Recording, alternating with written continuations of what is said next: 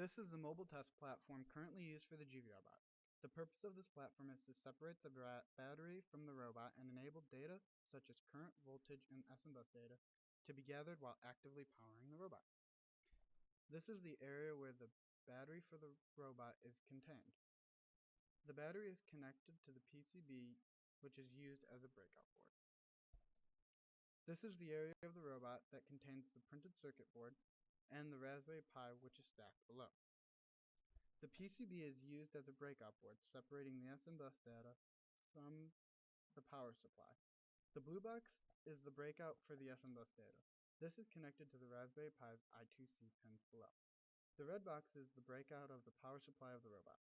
This is connected to the robot across the treads and to the side connections where the battery is typically held. This is a zoom-in of the Raspberry Pi below the PCB.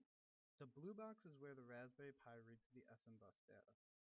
The red box is the Raspberry Pi's USB ports it uses to communicate with the DATEC. The yellow box is the regulated power supply from the Raspberry Pi from the buck converter. This is the DATEC model DI-155 used for reading data of the power supply of the battery. The DATEC reads the voltages of each cell of the battery as designated by the yellow squares. These are connected for the power and the ground of each cell. The red squares designate where the DATEC records the current drawn from the battery.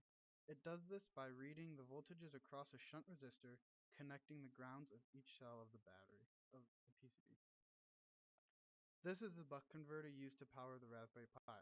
It is connected into the robot's ports and is capable of regulating 3 to 40 volts to a steady 5.1 volts needed for the Raspberry Pi.